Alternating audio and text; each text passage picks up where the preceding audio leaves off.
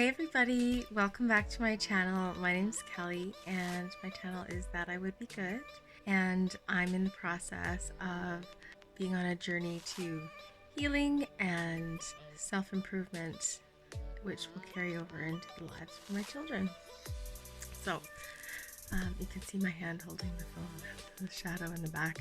The lighting's really bad, but I'm just sitting here on my bottom part of the bunk bed recording. There's been lots of things that have transpired.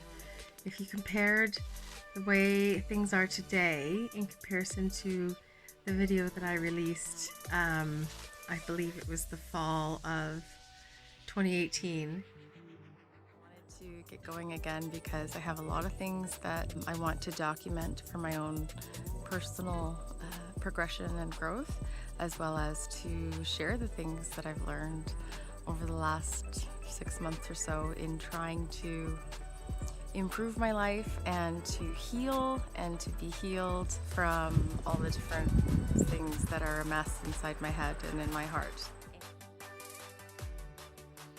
At that time, I was brand new on the scene for self-discovery and listening to my higher self and my intuition, and had been trying to share some of those things, but of course life and time and reasons and all of that stuff.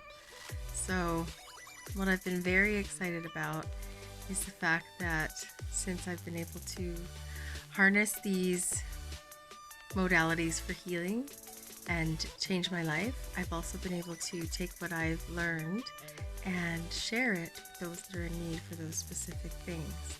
And so a lot of what I've been doing is focusing on my intuition and listening to my higher self, and also just having things show up for me.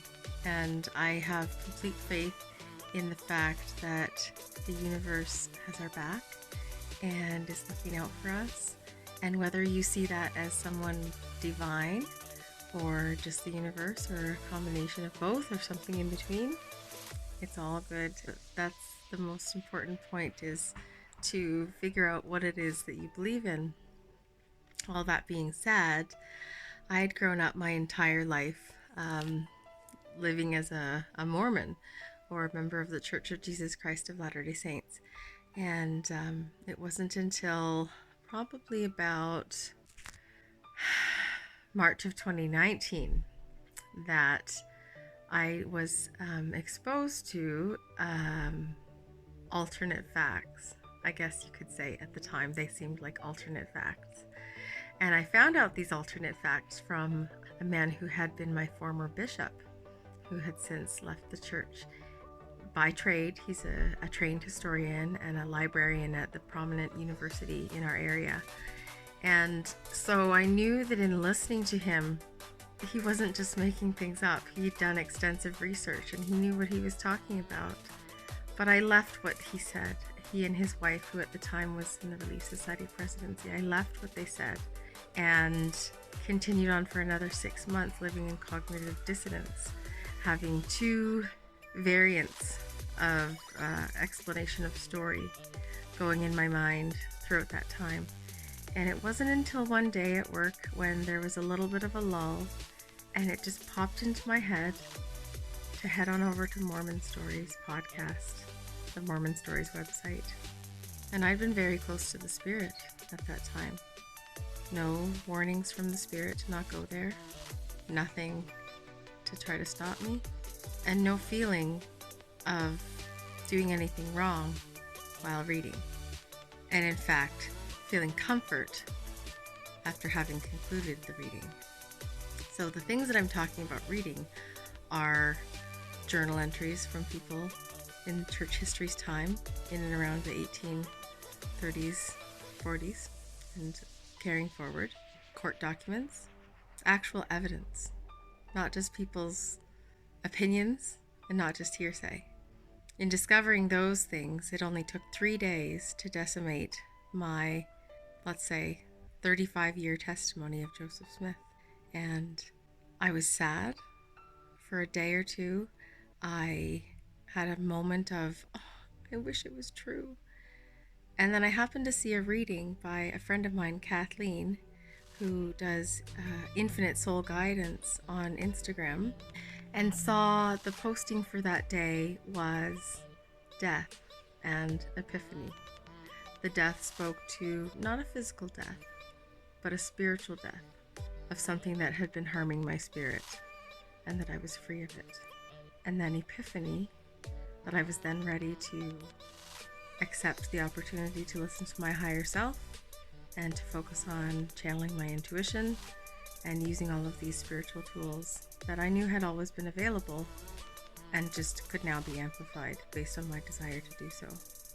Because I'd been working towards having these feelings of spiritual authority and spiritual power not tied to a church, when I realized that it wasn't true, it was like I immediately had a safety net of my own spiritual authority and spiritual power, direct connection to the divine. And that is why I believe the transition was so quick from faith crisis to stable in a new version of faith. It only took a week or two to iron everything out and to feel completely amazing. And so that is just as a result of years of holding on to guilt and shame and grief and pain, and then being finally ready to release it and let it go. And so it's completely changed my life since that time, and I've been able to share things as needed. I'm certainly not going to be seeking anyone out in an attempt to ruin whatever testimony they have going on at the time, but I'm not going to be editing my version of my personal truth, which now includes exiting Mormonism.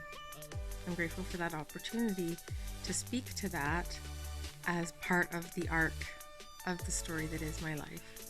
And so there's going to be many exciting things as I share the different healing modalities that I've used to help and improve my life, and the challenges that come with the decision to exit Mormonism, and then the blessings that can come after you have.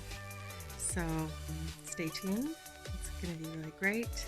Make sure you like this video and share it if you feel so inclined to. And also make sure you subscribe, hit the notification bell below so that you can make sure that you get everything that I'm able to release. I'm really grateful that you stuck it through to the end on that one. I look forward to sharing things with you guys further. You guys take care, and I'll talk to you soon. Bye.